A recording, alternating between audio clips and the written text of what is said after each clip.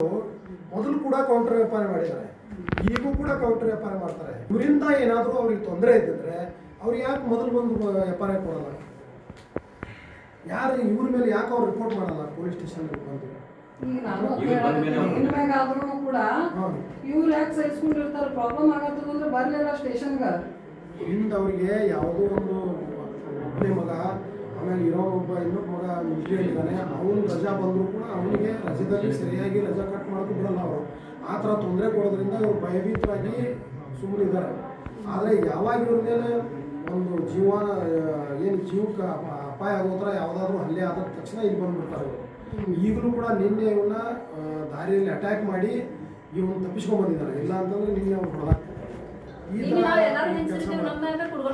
ಹಿಂಗೆ ಕುಡ್ಕೊಂಡು ಬರಾಕತ್ತಿದ್ರಿ, ಹಿಂಗೆ ಮಾಡ್ರ ಹುಡುಗನ ಮುಂದೆ ಹೋಯ್ತೇನೆ ನಾನು ಅಳ್ಕೊತ ನಿಂತೀನಿ.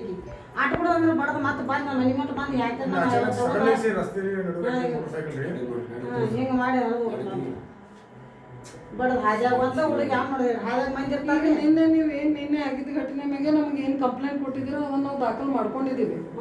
ಅದ್ರ ಮೇಲೆ ತನಿಖೆ ಮಾಡ್ತೀವ್ರಿ, ತನಿಖೆ ಮಾಡ್ತೀವಿ ಅಂತ ಹೇಳ್ತಾ ಇದೀವಲ್ರಿ ಮೇಡಮ್. ತನಿಖೆ ಮಾಡಬೇಕು. ಈಗ ಅವರು ಕೌಂಟರ್ ವ್ಯಾಪಾರ ಕೊಟ್ಟಿದಾರ, ಮತ್ತೆ ಇನ್ನೂ ಕೊಟ್ಟಿಲ್ಲ. ಬಂದ್ರೆ ತಗೋಬೇಕಾಗ್ತದೆ. ಬಂದ್ರೆ ತಗೊಳ್ಳಿ, ಅವ್ರನ್ನ ಎನ್ಕ್ವೈರಿ ಮಾಡಿ ಕೌಂಟರ್ ವ್ಯಾಪಾರ ನೀವು ಕೊಡಬೇಕಾದ್ರೆ ನೀವು ಮೊದಲು ಯಾಕೆ ನಿಮಗೆ ತೊಂದರೆ ಆದ್ರೆ ನೀವು ಮೊದಲು ಯಾಕೆ ಬರಲಿಲ್ಲ? ಅದನ್ನ ನಾವು ಹೇಳ್ತೀವ್ರಿ. ಕಂಪ್ಲೇಂಟ್ ಕೊಟ್ರೆ ತಗೋಬೇಕಾಗ್ತದೆ. ಎನ್ಕ್ವೈರಿ ಮಾಡುವಾಗ ಇದು ಬೇಕು. ಆಮೇಲೆ ಮೊದಲು ಈಗ 107 ಅದು ಏನು ಹಾಕಿದಾರ ಇಲ್ಲ ಅದನ್ನ ನೋಡಿ ಈಗೂ ಅದನ್ನ ಹಾಕಕ್ ಪ್ರಯತ್ನ ಮಾಡಿ. ಯಾಕಂತಂದ್ರೆ ಈಗ ಘಟನೆಗಳಾದವು ಮತ್ತೆ ಪೊಲೀಸ್ ಸ್ಟೇಷನ್ ಮೇಲೆ ಜವಾಬ್ದಾರಿ ಹಾಕಿದ್ದೀರಾ. ಈಗಲೂ ಕೂಡ ಹಾಕಿ ಇದನ್ನ ಕೋರ್ಟ್ಗೆ ಇದನ್ನ ಮಾಡಿ ಸರಿಯಾಗಿ ಅವ್ರಿಗೆ ಇನ್ನೊಂದ್ಸಲ ಈ ಥರ ಘಟನೆ ನಡಿಬಾರ್ದು ಥರ ನೋಡ್ಕೋಬೇಕಂತೇಳಿ ಮತ್ತೊಂದು ಸಲ ನಿಮ್ಮ ಹತ್ರ ನಾನು ರಿಕ್ವೆಸ್ಟ್ ಮಾಡ್ತೀನಿ. ಸರಿ, ನಮಸ್ಕಾರ. Thank you.